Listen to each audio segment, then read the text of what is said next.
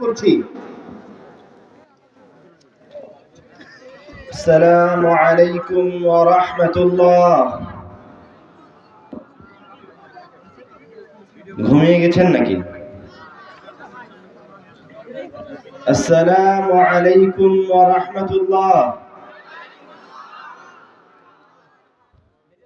ইন্নাল হামদালিল্লাহ নাহমাদুহু ওয়া নাস্তাঈনুহু মান ইয়াহদিহিল্লাহু ফালা মুদিল্লা লাহু ওয়া মান ইউদ্লিল ফালা হাদিয়া লাহু وأشهد أن لا إله إلا الله وحده لا شريك له وأشهد أن محمدا عبده ورسوله أما بعد أعوذ بالله من الشيطان الرجيم بسم الله الرحمن الرحيم وإذ صرفنا إليك نفرا من الجن يستمعون القرآن فلما حضروه قالوا أنصتوا فلما قضي ولوا إلى قومهم منذرين. ذكر في الحديث عن عثمان رضي الله تعالى عنه قال قال رسول الله صلى الله عليه وسلم خيركم من تعلم القرآن وعلمه. وعن أنس بن مالك رضي الله تعالى عنه قال قال رسول الله صلى الله عليه وسلم إنا لله أهلين من الناس قيل من هم يا رسول الله قال أهل القرآن هم أهل الله وخاصته. وعن عقبة بن عامر رضي الله تعالى عنه قال خرج رسول الله صلى الله عليه وسلم ونحن في الصفة فقال أيكم يحب أن يغدو كل يوم إلى بطحان أو العقيق فيأتي منه بناقتين كوماوين من غير إثم ولا قطع رحم قلنا كلنا نحب ذلك يا رسول الله فقال صلى الله عليه وسلم أفلا يغدو أحدكم إلى المسجد فيعلم أو يقرأ آيتين من كتاب الله خير له من ناقتين وثلاث خير له من ثلاث وأربع خير له من أربع ومن أعدادهن من الإبل.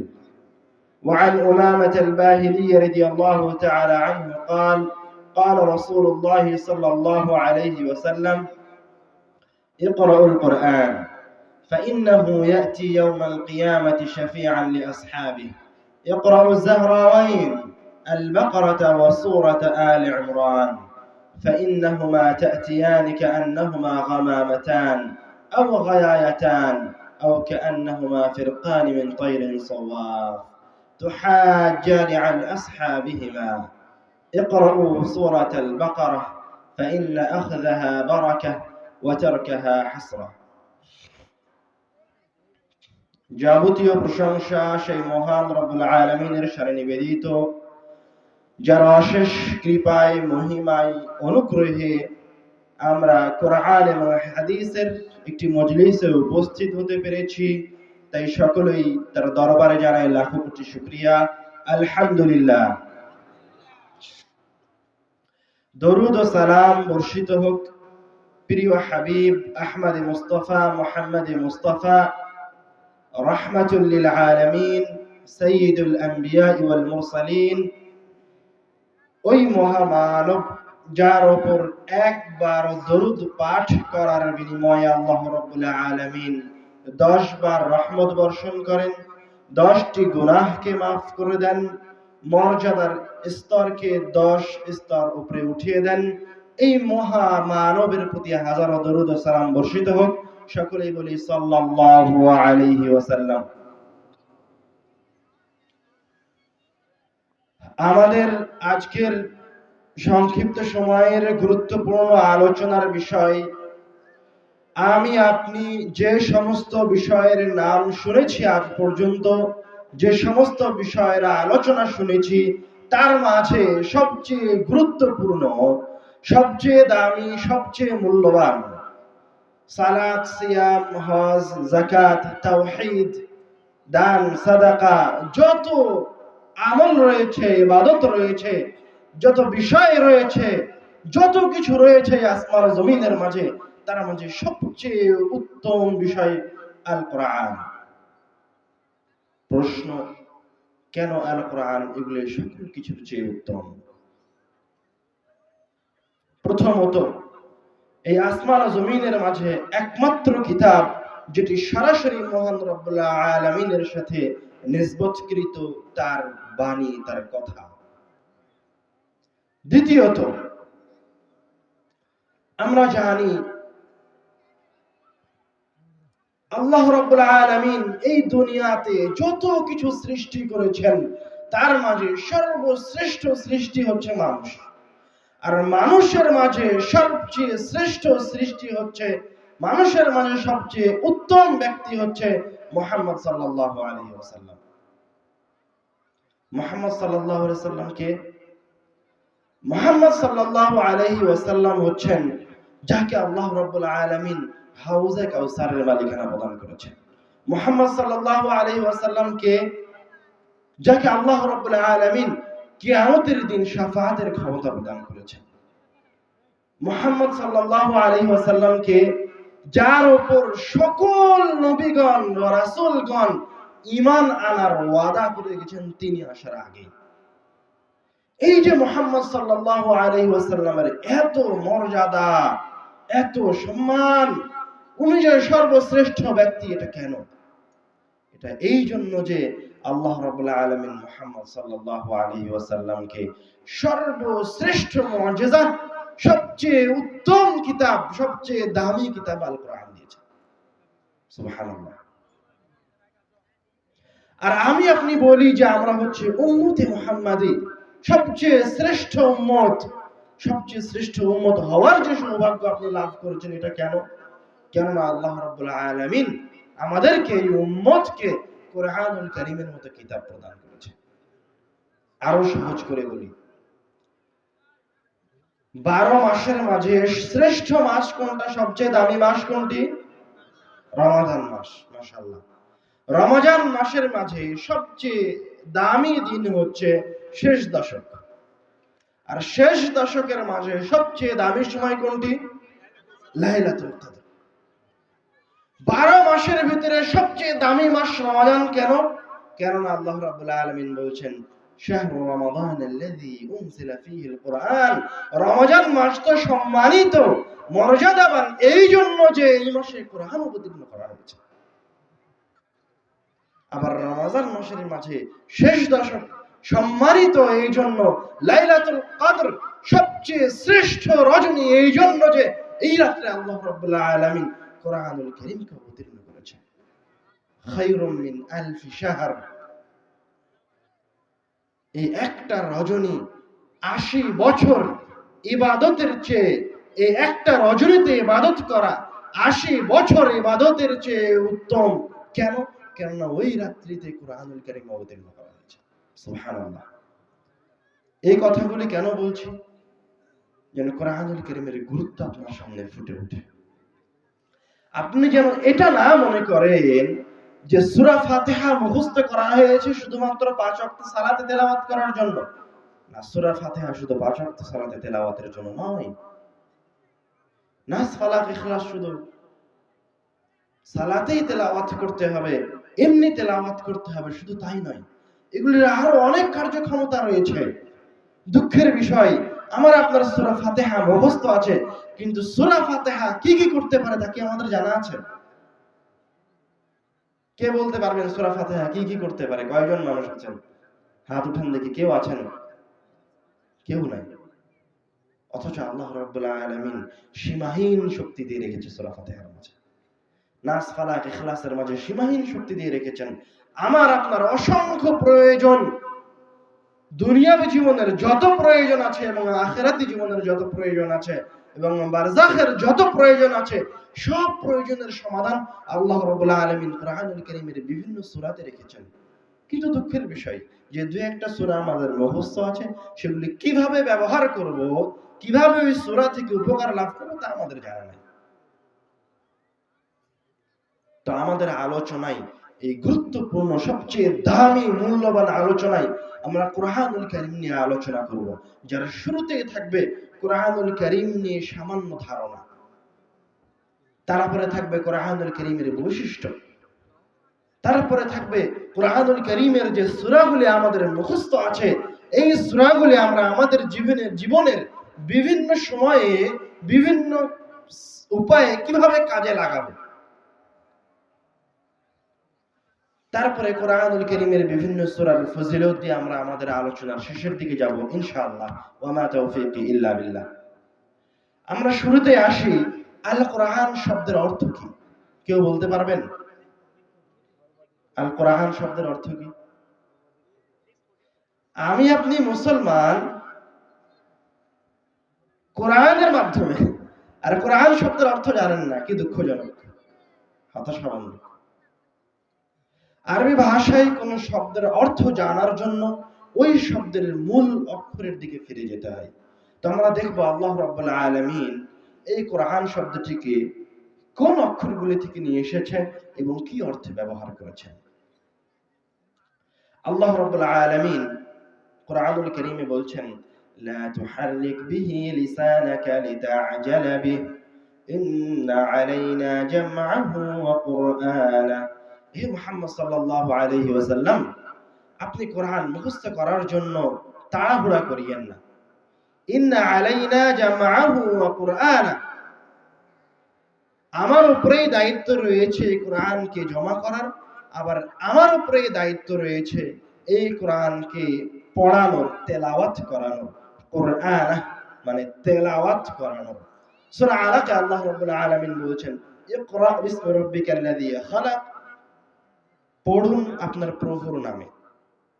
তো আল্লাহ রাব্বুল আলামিন এই শব্দটিকে, আল কোরআন শব্দটিকে তার কিতাবে কাফ রা হামজা এই তিনটি মূল অক্ষর থেকে নিয়ে এসেছেন এবং এই তিনটি মূল অক্ষর থেকে নিয়ে এসে পাঠ করা, তেলাওয়াত করা অর্থে ব্যবহার করেছেন। অর্থাৎ বোঝা যাচ্ছে যে আল কোরআন শব্দের অর্থ হচ্ছে তেলাওয়াত করার কিতাব, পাঠ করার কিতাব। আল কোরআন শব্দের অর্থ কি? আল কোরআন শব্দের অর্থ কি বলেন? তেলাওয়াত করার কিতাব, পাঠ করার কিতাব। এখন প্রশ্ন হচ্ছে, আল্লাহ রাব্বুল আলামিন এত শত শত নাম ছেড়ে দিয়ে তার কিতাবের নাম আল কোরআন রাখলেন কেন? আরো তো অনেক নাম রাখা যেত। তার অনেকগুলি কারণের মাঝে আমরা যে গুরুত্বপূর্ণ কারণ সবসময় বলে থাকি, সেটা হচ্ছে আল কোরআনুল কারীমে যত ফজিলত রয়েছে, যত উপকার রয়েছে, কেউ যদি কোরআনুল কারীম দিয়ে রোগ থেকে আরোগ্য পেতে চায়, বিপদ থেকে মুক্তি পেতে চায়, শয়তানের ওয়াসওয়াসা থেকে বেঁচে থাকতে চায়, তাহলে তাকে কোরআন তেলাওয়াত করতে হবে, পাঠ করতে হবে। বুঝতে পারেননি মনে হয়?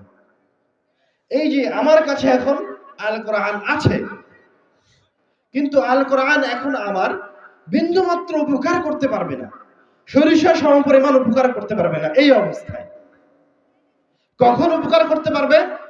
যখন আমি এখান থেকে একটা আয়াত আমি তেলাওয়াত করব, তখনই কোরআনুল কারীম আমার উপকার করবে। এই জন্য আল্লাহ রাব্বুল আলামিন এই কিতাবের নাম রেখে দিলেন তেলাওয়াত করার কিতাব, অধ্যয়নের কিতাব। কেননা এই কিতাব থেকে যদি আপনি কোনো উপকার পেতে চান, তাহলে তেলাওয়াত করে, অধ্যয়ন করে উপকার নিতে হবে। এই জায়গায় আমরা একটা গুরুত্বপূর্ণ কথায় আসি।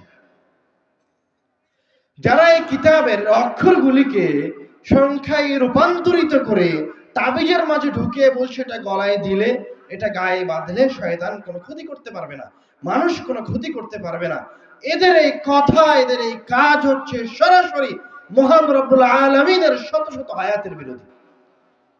এদের এই কথা রাসূল সাল্লাল্লাহু আলাইহি ওয়াসাল্লামের অসংখ্য হাদিসের বিরোধী।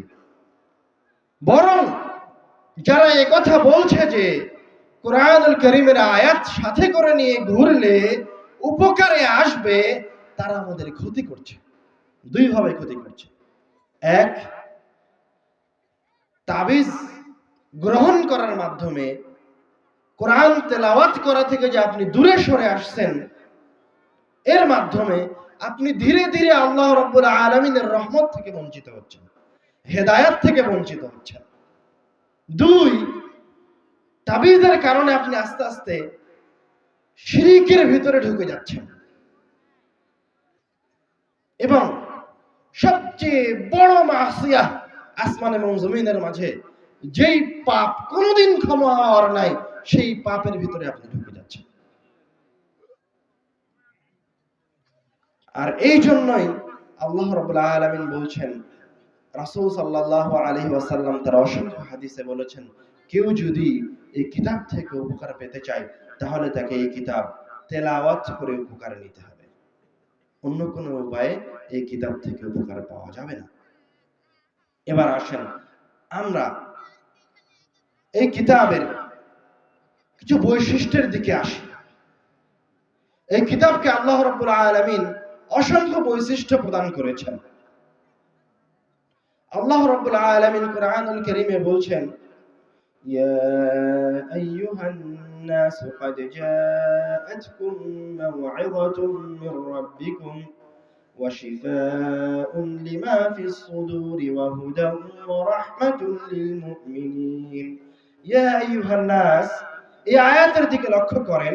আল্লাহ রাব্বুল আলামিন বলছেন যে হে মানব জাতি, আল্লাহ রাব্বুল আলামিন এই জায়গায় এই কথা বলছেন না হে আমার মুমিন বান্দা, আল্লাহ রাব্বুল আলামিন এই কথা বলছেন না হে আরবি, আল্লাহ রাব্বুল আলামিন এই কথা বলছেন না হে রাজা, হে বাদশা। আল্লাহ রাব্বুল আলামিন সরাসরি বলছে হে মানুষ, হে ধনী গরিব, মুচি ভ্যান চালক, রিকশা চালক, ইহুদি খ্রিস্টান, নাসারা নাস্তিক, তোমরা শোনো, ক্বাদ জাআতকুম মাও'ইযাতুম মির রাব্বিকুম, তোমাদের প্রতিপালকের পক্ষ থেকে তোমাদের জন্য একটি মাও'ইযা, উপদেশ বাণী এসেছে।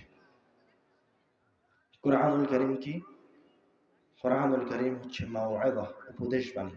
আল্লাহ রাব্বুল আলামিন এই আয়াতে বলছে যে আমাদের কোন মানুষের, শুধু মুসলমান নয়, যে কোনো মানুষের এই পৃথিবীতে যদি উপদেশের প্রয়োজন হয়, কেউ যদি মনে করে আমি এখন দিকভ্রান্ত হয়ে গেছি, আমি হতাশাগ্রস্ত হয়েছি, আমার একটু নসিহাতের প্রয়োজন, কারো সহযোগিতার প্রয়োজন, তো আল্লাহ রাব্বুল আলামিন বলছেন আমি এই কিতাবকে উপদেশ বাণী করে দিয়েছি, তোমরা এই কিতাবের কাছে আসো, তুমি উপদেশ প্রাপ্ত হবে মহান রাব্বুল আলামিনের কাছে থেকে। ওয়া শিফাa'উন লিমা ফিস সুদূর, অতঃপর আল্লাহ রাব্বুল আলামিন বলছেন এই কিতাবটা হচ্ছে শিফাa'উন লিমা ফিস সুদূর।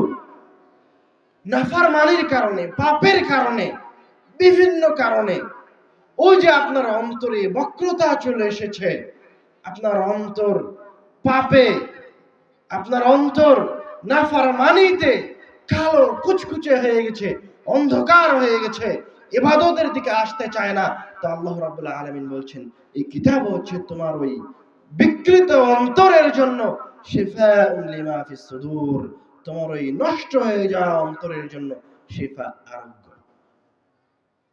তুমি যদি এই কিতাবের কাছে আসো তাহলে এই কিতাব তোমাকে উপদেশ প্রদান করবে। তুমি যদি এই কিতাবের কাছে আসো তাহলে এই কিতাব তোমার অন্তরে যত বালা ব্যাধি রয়েছে, যত পাপাচার রয়েছে, সব কিছু থেকে বের করে নিয়ে এসে তোমাকে একটা পবিত্র অন্তর প্রদান করবে। সুবহানাল্লাহ। ওয়া হুদান ওয়া রাহমাতুল লিল মুমিনিন। এবং আল্লাহ রাব্বুল আলামিন বলছেন এই কিতাব তো তোমাকে উপদেশ দিবে, এই কিতাব তো তোমার অন্তরকে পবিত্র করবে, শুধু তাই নয়, হুদান ওয়া রাহমাতুল লিল মুমিনিন, এই কিতাব হচ্ছে তোমাদের জন্য হেদায়েত, এই কিতাব হচ্ছে তোমাদের জন্য গাইডলাইন, যার মাধ্যমে তোমরা পথ প্রদর্শিত হবে। এই কিতাব হচ্ছে যখন তুমি এই কিতাবের কাছে আসবে তখন এই কিতাব তোমাকে নিজে সঠিক রাস্তায় নিয়ে যাবে। হেদায়েতকে যদি আমরা স্পষ্টভাবে বুঝতে চাই তাহলে আমরা আরবদের কাছে ফিরে যাব। তারা হেদায়েত শব্দটাকে কিভাবে ব্যবহার করত। হেদায়েতটা কি আসলে কোরআনুল কারীমের হেদায়েত? আরবরা যখন মরুভূমিতে সফরে বের হতো, একটা কাবিলা, একটা গোত্র বা একটা দল, তখন তাদের সামনে একটা উট থাকতো, তাদের সামনে একজন গাইড থাকতো। সম্পূর্ণ মুসাফিরের এই কওমটা ওই সামনের ওই উটকে অনুসরণ করত। তো আরবরা যে উটকে অনুসরণ করত, যে উটটা সামনে দিয়ে যেত, ওই উটকে বলতো হাদি। কেননা ওই উটের পিছনে, ওই ব্যক্তির পিছনে যারা আছে তারা জানে না কোন রাস্তা দিয়ে গেলে গন্তব্যস্থলে পৌঁছা যাবে, ওরা ওর পিছে পিছে যায়। তো সামনের ওই উটটাকে বলা হয় হাদি, যে উট তাদেরকে হেদায়েত দিয়ে সঠিক রাস্তা দিয়ে গন্তব্যস্থলে পৌঁছে দিবে। তো আল্লাহ রাব্বুল আলামিন ওই শব্দটাকে কোরআনুল কারীমে ব্যবহার করে বলছেন, ইন্না হাযাল কুরআনা ইয়াহদি লিল্লাতী হিয়া আকওয়াম। কোরআনুল কারীম হচ্ছে ওই কিতাব, যে কিতাব তোমাদেরকে তোমাদের হাত ধরে, তুমি বুঝতেই পারবা না, তুমি কোরআন তেলাওয়াত করবা, অটোমেটিক এই কিতাব তোমাদেরকে জান্নাতের রাস্তায় নিয়ে চলে আসবে। শুধু তাই নয়, ইহদি বিল্লাতি হিয়া আকওয়াম, তোমাদেরকে সবচেয়ে সঠিক, একটু আঁকা বাঁকা নয়, সবচেয়ে সঠিক রাস্তা দিয়ে তোমাদেরকে জান্নাতে পৌঁছে দেবে।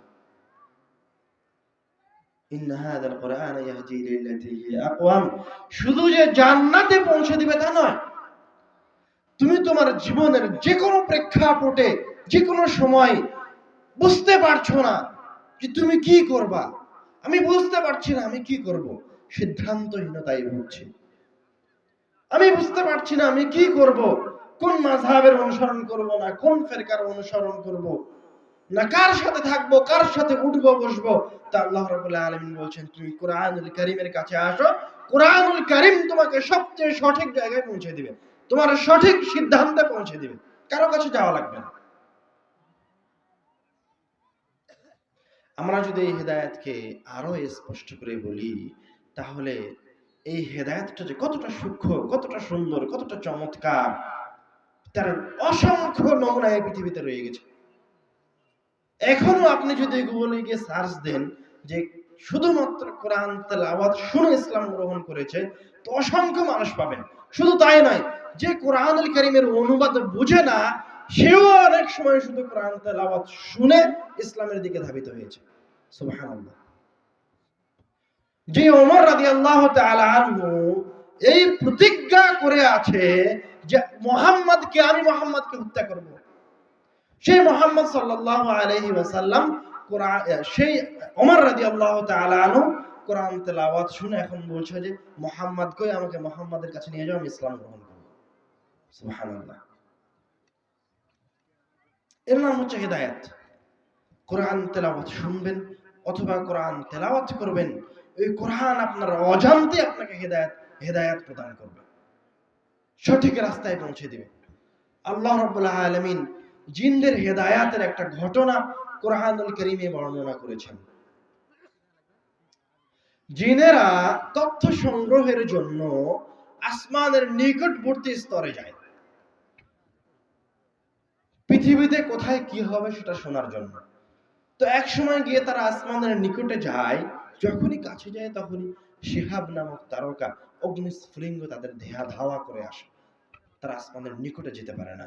তখন তারা তাদের সর্দারের কাছে এসে বলে, হাইলা বাইনানা ওয়া বাইনা খাবারিস সামা, আমাদের মাঝে আর আসমান থেকে যে আমরা খবর সংগ্রহ করতাম, যে জায়গায় আমরা বসে বসে আসমানে কি হচ্ছে, দুনিয়াতে কি হবে এগুলো শ্রবণ করতাম, ওই জায়গায় আমরা যেতে পারছি না। তখন জিনদের সর্দার বলল, নিশ্চয় আল্লাহ রাব্বুল আলামিন এই জমিনে কোনো কিছু প্রেরণ করছেন, অথবা মহান কোনো ঘটনা এই জমিনে, এই পৃথিবীতে ঘটছে, যার কারণে তোমরা আসমানের নিকটবর্তী হতে পারছো না। তোমরা দলে দলে বিভক্ত হয়ে পুরো পৃথিবীতে ছড়িয়ে পড়ো, দেখো কোথায় কি হয়েছে। তো জিনরা দলে দলে বিভক্ত হয়ে পুরো পৃথিবীতে খুঁজতে লাগলো কোথায় কি হয়েছে। খুঁজতে খুঁজতে জিনদের একটা দল উকাজ নামক বাজারে এসে পৌঁছালো, আরবের, যেখানে রাসূল সাল্লাল্লাহু আলাইহি ওয়াসাল্লাম তার সাহাবীদেরকে নিয়ে ঈশা অথবা ফজরের সালাত আদায় করছিলেন। তো জিনেরা যখন ওই জায়গায় পৌঁছলো, আল্লাহ রাব্বুল আলামিন কোরআনুল কারীমে তাদের কথা বর্ণনা করছেন এইভাবে, وَإِذْ صَرَفْنَا إِلَيْكَ نَفَرًا مِنَ الْجِنِّ يَسْتَمِعُونَ الْقُرْآنَ فَلَمَّا حَضَرُوهُ قَالُوا أَنصِتُوا। যখন জিনদের এই দলটা ওই জায়গায় পৌঁছলো, রাসূল সাল্লাল্লাহু আলাইহি ওয়াসাল্লামের কোরআন তেলাওয়াত শুনতে পেল, তখন তারা বলল আনসিতু, তোমরা চুপ করো, চুপ করো, আমরা এটা কি শুনছি, কি ধরনের আয়াত শ্রবণ করছি, কি আশ্চর্য আয়াত। فَلَمَّا قُضِيَ وَلَّوْا إِلَى قَوْمِهِمْ مُنذِرِينَ। যতক্ষণ পর্যন্ত রাসূল সাল্লাল্লাহু আলাইহি ওয়াসাল্লাম কোরআন তেলাওয়াত করতে থাকলেন, জিনদের ওই দল রাসূল সাল্লাল্লাহু আলাইহি ওয়াসাল্লামের কোরআন তেলাওয়াত শুনতে থাকলেন। فَلَمَّا قُضِيَ وَلَّوْا إِلَى قَوْمِهِمْ مُنذِرِينَ। যখন কোরআন তেলাওয়াত শেষ হয়ে গেল, দ্রুত তারা তাদের কওমের কাছে ফিরে গেল। ফিরে গিয়ে কি করলো? ফিরে গিয়ে তাদের কওমকে বলছে, ইয়া কওমানা ইন্না সামি'না কিতাবান উনজিলা মিন বা'দি মূসা। হে আমাদের কওম, হে আমাদের সম্প্রদায়, আমরা মূসা আলাইহিস সালাতু ওয়াস সালামের পরে, ঈসা আলাইহিস সালামের পরে সকল নবীগণের পরে এমন একটি কিতাবের আয়াতকে শ্রবণ করেছি যেগুলি পূর্ববর্তী সকল নবীর সত্যায়ন করছে। এমন এক কিতাবের আয়াত শ্রবণ করলাম যেগুলি পূর্ববর্তী সকল কিতাবের সত্যায়ন করছে। যেই কিতাব তাওরাত, জাবুর, ইনজিল সকল কিতাবের সত্যায়ন করছে, এরকম একটি আশ্চর্যজনক কিতাবের আয়াত শ্রবণ করেছি। ইয়াহদি ইলাল হাক্কি ওয়া ইলা তরিকিন মুস্তাকিম। এই কিতাবটা হকের দিকে, সত্যের দিকে আহ্বান করছে, ওয়া ইলা সিরাতিন মুস্তাকিম, এবং সহজ সরল পথের দিকে মানুষকে নিয়ে যাচ্ছে। তারপরে তাদের কওমকে বলছে, ইয়া কওমানা আজিবু দাঈয়াল্লাহি ওয়া আমিনু বিহি। হে আমাদের কওম, হে আমাদের সম্প্রদায়, যে ব্যক্তিটা এই কিতাব নিয়ে এসেছে, আল কোরআন নিয়ে এসেছে, তোমরা এই ব্যক্তির উপরে, এই মুহাম্মদের উপর ঈমান আনয়ন করো, তোমরা এই কিতাবের উপর ঈমান আনয়ন করো। ইয়াগফির লাকুম যুনুবাকুম ওয়া ইউজিরকুম মিন আযাবিন আলীম। তোমরা যদি এই কিতাবের উপর আর এই মুহাম্মাদের উপর ঈমান আনয়ন করো, তাহলে আল্লাহ রাব্বুল আলামিন তোমাদের পূর্ববর্তী যত গুনাহ আছে সব মাফ করে দিবেন। ওয়া ইউজিরকুম মিন আযাবিন আলীম, এবং তোমাদের জন্য যে যন্ত্রণাদায়ক শাস্তি নির্ধারণ করা ছিল, সেই শাস্তি থেকে তোমাদেরকে মুক্তি প্রদান করবেন। সুবহানাল্লাহ। এই ঘটনা আমরা কেন বললাম? কোরআনুল কারীমের হেদায়েত বোঝানোর জন্য বললাম। আপনি যখন কোরআনুল কারীম তেলাওয়াত শ্রবণ করবেন বা কোরআন তেলাওয়াত করবেন, তখন আল্লাহ রাব্বুল আলামিন নিমিষেই, কয়েক সেকেন্ডের মাঝে আপনাকে হেদায়েত দিয়ে দিতে পারেন। যেই জিনেরা খুঁজতে বের হয়েছিল পৃথিবীতে কি হয়েছে, ওরা ইসলাম গ্রহণ করে ফিরে গেছে। শত শত সাহাবী শুধু কোরআনুল কারীমের আয়াত শ্রবণ করে ইসলাম গ্রহণ করেছে। আজও অসংখ্য মানুষ কোরআনের আয়াতের অর্থ বুঝে না, শুধু শ্রবণ করে ইসলাম গ্রহণ করেছে। আমি আপনি তো মুসলমান। আমাদের জন্য কোরআনুল কারীমের মাধ্যমে হেদায়েত পাওয়া, সবচেয়ে সঠিক রাস্তা, দিশা পাওয়া আরো সহজ। শুধুমাত্র কোরআন তেলাওয়াত শ্রবণের ফজিলতের কথা বলে আল্লাহ রাব্বুল আলামিন বলছেন, وَإِذَا قُرِئَ الْقُرْآنُ فَاسْتَمِعُوا لَهُ وَأَنصِتُوا لَعَلَّكُمْ تُرْحَمُونَ। তোমাদের মাঝে থেকে কেউ যদি নিজের মুখটাকে বন্ধ রেখে, কারো সাথে কথা বলা বন্ধ রেখে মনোযোগ সহকারে কোরআন তেলাওয়াত শ্রবণ করে, তো এই মনোযোগ সহকারে কোরআন তেলাওয়াত শ্রবণ করার বিনিময়ে আল্লাহ রাব্বুল আলামিন তার উপর তার রহমত বর্ষণ করবেন। শুধু তাই নয়, কোরআন তেলাওয়াতের শ্রবণের আরো চমৎকার একটা ঘটনা শুনেন। হাদিসে এসেছে, عن البراء بن عازب رضي الله تعالى عنه قال كان رجل يقرأ سورة الكهف। একজন সাহাবী, একজন ব্যক্তি সূরা কাহফ তেলাওয়াত করছে। وعنده فرس مربوط بشطنين। আর ওই ব্যক্তিটার পাশে একটা ঘোড়া বাঁধা আছে দড়ি দিয়ে। فَتَغَشَّتْهُ سَحَابَةٌ। তো কোরআন তেলাওয়াত করতে করতে এক পর্যায়ে উপর থেকে একটা মেঘখণ্ড এসে ওই লোকটাকে ঘিরে ধরল। এবং আস্তে আস্তে ওই মেঘখণ্ডটা আসমান থেকে তার দিকে নেমে আসতে শুরু করলো। আর তার পাশে যে ঘোড়াটা বাঁধা ছিল ওই ঘোড়াটা প্রচন্ড ছোটাছুটি শুরু করে দিল। এই দৃশ্য দেখে সাহাবী কোরআন তেলাওয়াত বন্ধ করে বাড়ি চলে গেলেন। فلما أصبح أتى النبي صلى الله عليه وسلم وذكر ذلك له, এবং সকাল হতেই আগেই মুহাম্মদ সাল্লাল্লাহু আলাইহি ওয়াসাল্লামের কাছে এসে ঘটনা খুলে বললেন।